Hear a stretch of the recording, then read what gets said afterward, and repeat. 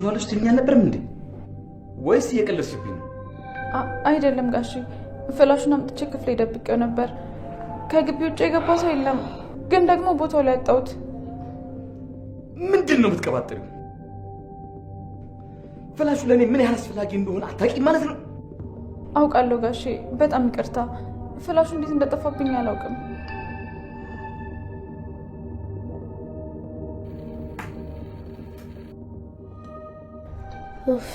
ተመስገን፣ በኃይሉን በቁጥጥር ስር ሊያስደርገኝ የሚችለው ማስረጃ ኮፒ አድርጌ ጨረስኩ። እባክህ በኃይሉ፣ እርግጠኛ ነኝ ፍላሹ እዚህ ግቢ ውስጥ እንደሚሆን፣ ግን እንድፈልገው ትንሽ ደቂቃ ብቻ ስጠኝ።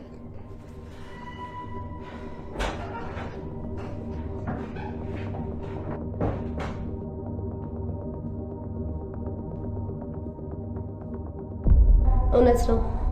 ምናልባት ይህን የሚያክል ትልቅ ሚስጥር የያዘ ፍላሽ ስትዝረከረኪ የትም ጥለሽው እኔ አግኝቼው ቢሆንስ? ግቢ ውስጥ ነው ጥላ ያገኛት።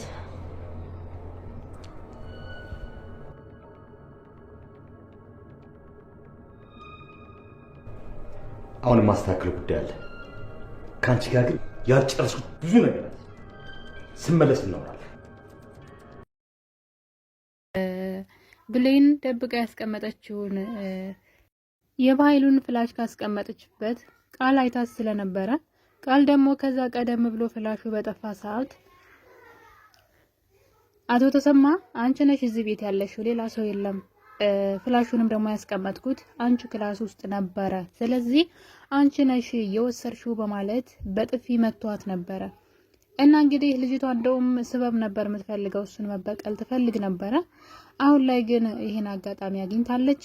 ብሌን እንግዲህ እሱ ያልወሰደችውን ፍላሽ እኔ ነኝ የወሰድኩት ብላ ዳግምን ስትታደገው ያየን ነበር። ምክንያቱም ደግሞ ፍላሹ እናቴ የማገኝበት ትልቅ ሚስጥር ነው ስላላት ልታግዘው ፈለገች።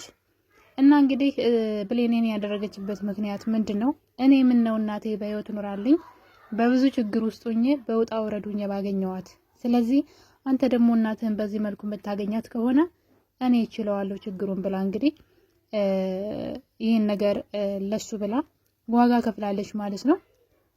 እና እንግዲህ ፍላሹን ካስቀመጠችበት ቃል ተደብቃ አይታ ስለነበረ ሄዳ ትወስደውና እንግዲህ ኮፒ አድርጋ አስቀምጠዋለች ላፕቶፓ ላይ ማለት ነው።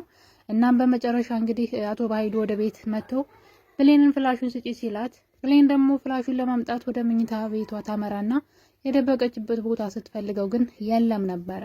እናም በኃይሉ ገልሻለሁኝ ብሎ በጣም ሲያመርባት ቃል ቶሎ ብላ በላፕቶፓ ኮፒ ካደረገችው በኋላ ይሄው የትም ነበር የጣለችውና እኔ ውጭ ላይ አግኝቼው ነው ብላ ለበኃይሉ ፍላሹን መልሳለታለች። የቃል ሀሳብ እንግዲህ በኃይሉን መበቀል ትፈልጋለች። በዛ ላይ ደግሞ እዛ ቤት እንድትገባ ያደረጋት ልጅ አለ፣ የበኃይሉ ሰራተኛ ወይም ደግሞ ወንጀሉንም ምኑንም የሚሰራለት ታሬ ማለት ነው። በታሬ በኩል ነው እሷ እዛ ቤት የመጣችው። እሱም ነው እንግዲህ በጣም ነፍሰ ገዳይ የሆነች ገንዘብ የምትወድ ስግብግብ የሆነች ልጅ ፈልግልኝ ልጅ ነኝ ብላ የምትመጣ፣ በምትኩ ግን ብሌን እንግደላት ብሎ የላከው እንግዲህ ያ ታሬ የሚባለው ሰውዬ። እሱ ደግሞ አቶ በኃይሉን መጣል ይፈልጋል። መጣል ብቻ ሳይሆን እሱን ወንጀሎች አጋልጦ እሱን ካለበት ደረጃ ወርዶ እሱ የሱን ቦታ መያዝ ይፈልጋልና ይቀናበታል ባለቃው ማለት ነው። እና ፍላሽ ውስጥ ደግሞ የሁለቱም ሚስጥር አለ፣ የታሬም እንዲሁም ደግሞ የበኃይሉ ሚስጥሮች አሉ ማለት ነው። እና እንግዲህ ይህንን ፍላሽ በጣም ብዙ ሰዎች እጅ ላይ ገብቷል። ግን ለብሌን ትልቅ ችግር ይዞባት ቢመጣም ዳግምም ኮፒ አድርጎ አስቀምጦታል። አሁን ደግሞ ቃልም እንደዛው።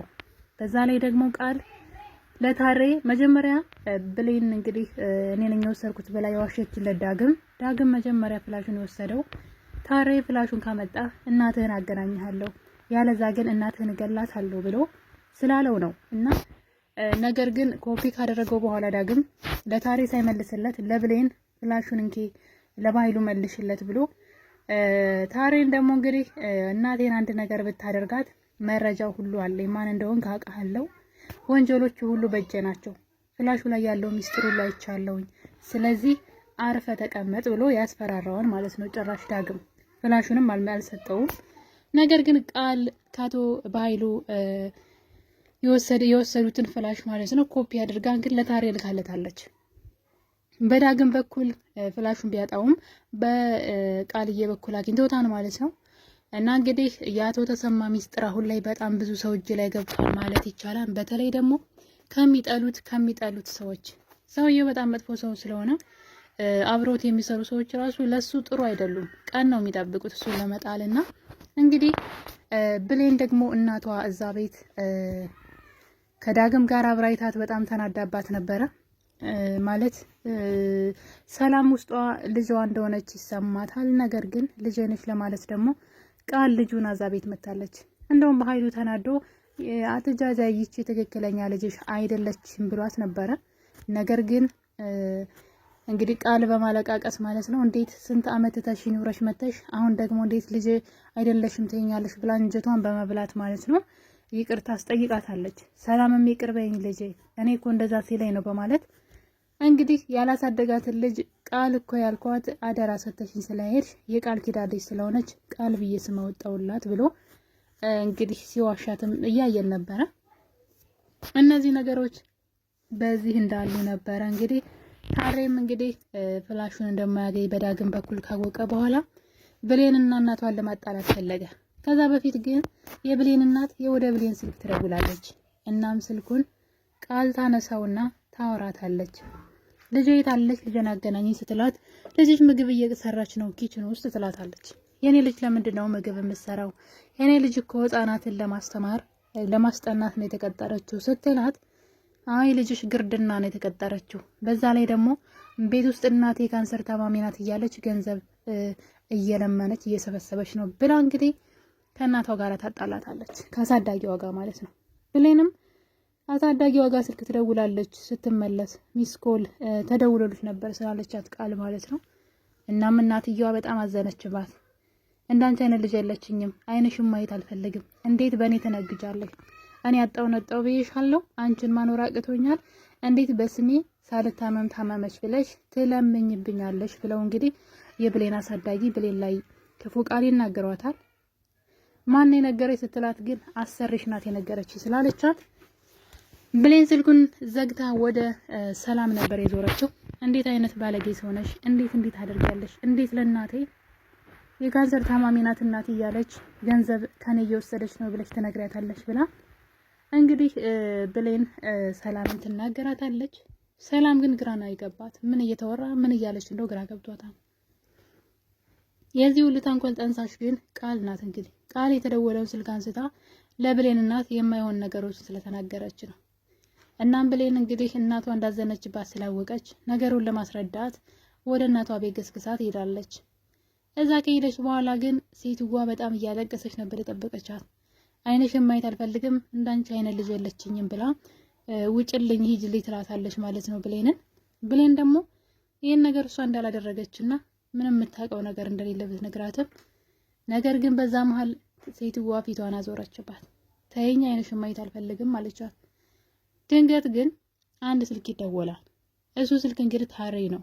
ታሬ የብሌን አሳዳጊ ጋር ይደውልና ብሌን ባለችበት ማለት ነው ልጅሽ ፍላሹ እንዲሰጠኝ ጠይቄው እምቢ ብሏል፣ ስለዚህ ልጅሽን እገልልሻለሁ አላት።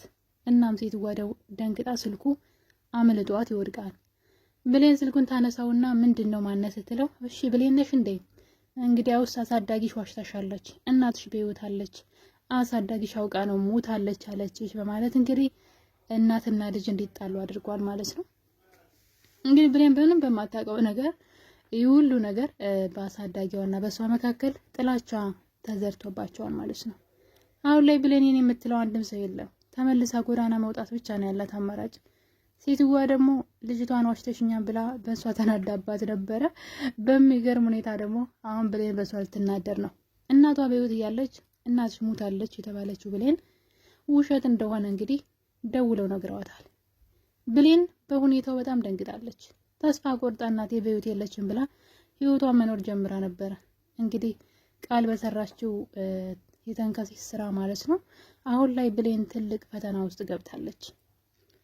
ስለዚህ ብሌንና ዳግም አብረው ቢሆኑና ማውራት እድሉ ቢኖራቸው የዳግም እናት ማለት የብሌን አሳዳጊ እንደሆነች ነገሩን ሊደርሱበት ነበረ። ነገር ግን ነገሩን ሊደርሱበት አልቻሉም። ሁለቱንም እየብቻ ነው የሚያገኛቸው። ሌላው ደግሞ የአቶ ባይሉ ነገር ነው። አቶ ባይሉ እንግዲህ በጣም ብዙ ወንጀሎችን ሲሰራ የኖረ ሰው ነው። እነዛ ወንጀሎቹ በፍላሽ የተቀመጡ ናቸው። እንግዲህ ማን እንደዛ እንዳደረገ ባይታወቅም ማለት ነው። እናም እንግዲህ እርግጠኛ ነኝ ከሰዎች በገንዘብ ተደራድሮ አስመልሷቸው ነው የሚሆነው። እናም በዚህ ሰዓት በኃይሉ ሚስጥሩ የያዘውን ፍላሽ የወሰደ መስሎታል። ነገር ግን ከአንድም 3 ሰው ላይ ደርሷል ከሱ ውጭ። ቃልም እንዲሁም ዳግምም አሁን ላይ ታሬ ሊጥለው የሚፈልግ እሱም ማጥፋት የሚፈልገው ታሬ ራሱ የእሱ ሚስጥር እጁ ገብቷል። በዚህ መሀል ግን ብሌን እየተሰቃየች ትገኛለች። ብሌን ማንም ሰው እየተረዳት አይደለም። ብሌን ሰራተኛ ሆና የተቀጠረችበት እናቷ ቃል ባለቀሰች ቁጥር ከዚህ ቤት ውጭ እያለች ታሰቃያታለች። ውስጧን ልጇ እንደሆነች እየነገራት ልጅ ብሌንን ትቻ ሲሄድ በልጅነቷ ልክ እና አንቺ ነበረች፣ ሳይሽ እንደ ሰራተኛ ሳይሆን እንደ ልጅ ነው ማይሽ እያለቻት፣ ነገር ግን ቃል ደግሞ እሷን ከዚህ ቤት ካላባረርሻት እኔ ደግሞ ቤቱን ለቅቄልሽ እሄዳለሁ አለቻት። እናም ብሌን እንግዲህ ሌላ ቤት ፈልጌ እስክገባ ድረስ ብላ አሁን ላይ ሰላም ቤት መኖር ጀምራለች። ምናልባት ብሌን እዛ ቤት ከወጣች እናቷን የማግኘቷ እድል ጠባብ ሊሆን ይችላል። ምክንያቱም እናትና ልጅ ከተራራቁ በቀላሉ ሊገናኙ ስለማይችሉ እርግጠኛ ነኝ ሰላም ይቅርታ አድርጋላት እዛ ቤት እንድትቀጥል ልታረጋት ትችላለች። በዛ ላይ ደግሞ የቃል ውሸትም መጋለጥ አለበት። የሴትዋን ንብረት በእጇ እስክታደርግ ድረስ ቃል እዛ ቤት ልጅ ነኝ ብላ መኖሯን ትቀጥላለች። አቶ ባይሉ አሁን ላይ ቃልን ልጅሽ አይደለችም ብሎ መናገር አይችልም። ምክንያቱም ደግሞ ሚስጥሩ በእጇ ነው ያለው። ቃል እሱ በተናገረው ንግግር ነው እንግዲህ እሱን ለመበቀልና እሱን ለማስፈራሪያነት የእሱን ሚስጥር ከብሌን ሰርቃ የወሰደችው። ብሌን እዛ ፍላሽ ውስጥ ምን እንዳለ እንኳን አታውቅም። ነገር ግን ቃል ወስዳል በላፕቶፕ ሁሉንም ነገር አይታለች። የአቶ ባይሉን ወንጀሎች የሚሰራቸውን ድርጊቶችን ሁሉ እያንዳንዱ ተግባሩን አይታለች። ከዚህ በኋላ አቶ ባይሉ ለእህቱ ለሰላም ቃል ትክክለኛ ልጅሽ አይደለችም ብሌን ናት ብሎ መናገር አይችልም። ምክንያቱም ደግሞ ወንጀሎችን ሁሉ ሚስጥሮቹን ስላወቀችበት ግዴታ ቃል ናት ልጅሽ ብሎ በዚህ መቀጠሉ አይቀርም። የብሌን አሳዳጊ ደግሞ እንግዲህ ምናልባት ብሌን ማለት ነው ዳግምን ወደ አሳዳጊዋ ቤት ብትወስደውና ቢያንስ ለትውውቅ ያክል እንኳን ቢተዋወቁ መልካም ነው ላለሁ። አሳዳጊዋና ብሌን አሁን ላይ ኃይለኛ ጦርነት ውስጥ ገብተዋል። አሳዳጊዋ በስም የነግደሻል፣ ካንሰር ታማለች እናቴ እያለች ገንዘብ ሰብስበሻን ብላ ተናዳባታለች። ምን አደረግኩሽ እያለች። ሌላኛው ደግሞ ብሌን እናቷ በህይወት እያለች የለችም ማለቷ። በእርግጥ የብሌን አሳዳጊ ልጄ ዛሬ ይመጣል፣ ከመጣ በኋላ ስለ እናትሽ ብዙ የምነግርሽ ነገር አለ እያለቻት ነበረ።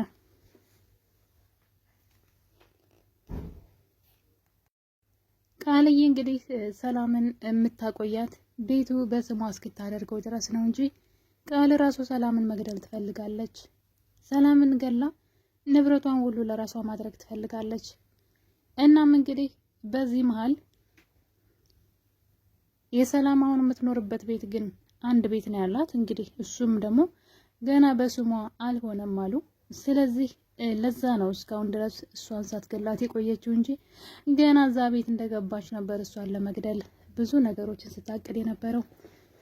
በዛ ላይ ደግሞ ዳግም የሰማው ነገር በተደጋጋሚ ስለ ቃል የሰማው ነገር አለ። አንደኛ አቶ ባይሉ እሷ ትክክለኛ ልጅሽ አይደለችም የሚለውን ቃል ሲናገር ሰምቷል። ከዛ በፊት ደግሞ ልጇ ብሌን የምትባል በህይወት አለች፣ እሷን ዛሬ እናስወግዳታለን፣ ነገር ግን አንቺ ልጅ ነሽ ብለሽ እዚህ ቤት ከመጣሽ ቶሎ ብለሽ ሰላምን ልትገሊያት ይገባል ሲል አቶ ባይሉ ጨምሮም ደግሞ ብሌን እዛ ቤት ሰራተኛ ሆና ስትገባ ሲያያት ይቺ ብሌን የምትባለው የሰላም ትክክለኛ ልጅ ነች። ስለዚህ በፍጹም ሰላምና ብሌን አብረው እንዲሆኑ ለትንሽ ደቂቃ እንኳን ጊዜ እንዳሰጫቸው፣ አብረው የሚያወሩ ከሆነ ምናልባት እናቷ መሆኗን ልታቅ ስለምትችል ታጠንቀቂ፣ በፍጹም አብረው እንኳን ማውራት ብቻቸውን መሆን እንዳትፈቅጅላቸው እያለ ሲያወራ ዳግም ስለ ብሌን ሰምቷን፣ ግን ብሌን ማናት እያለ ነበረ። ምክንያቱም ገና ብሌን የዛን ቀን ስለመጣች ዳግም ብሌን ማን እንደሆነች አላወቀም። ስለዚህ የእሷን ሚስጥሮች ጠንቅቆ ያውቃል ማለት ነው። ነገሮችን ካገጣጠማቸው በቀላሉ ብሌን የሰላም ልጅ እንደሆነች ሊደርስበት ይችላል ማለት ነው። ስለዚህ በዛ ላይ ደግሞ ሰላም ግቢውን ለቆ እንዲወጣ ነግረዋለች። እሱ ግን እዛ ግቢ ተከራይቶ ነበር የሚኖረው። እናም ከብሌን ጋር አብረው ስላገኘቻቸው እዚህ ቤት እዚህ ግቢ ላይ አልፈልግም ብለዋለች። ዳግም እዛ ግቢ ከወጣ ስለ ብሌን ብዙ ማጣራት አይችልም ማለት ነው። ስለዚህ የብሌን እውነት ለብዙ ጊዜ ተደብቆ ሊኖር ይችላል። አሁን ላይ ብሌን ምናልባት ካሳዳጊዋ ጋር ብዙ ላትቆይ ትችላለች። ከሷ ወጥታ ሌላ ስራ ልትሰራ ትችላለች። ምክንያቱም ደግሞ እናትን ያክል ነገር በህይወት እያለች የለችም ሞታለች ብላ ስለተናገረች ምናልባት ብሌን ይቅርታ ላታረግላት ትችላለች። ትታትም ልትወጣ ትችላለች ብዬ አስባለሁ።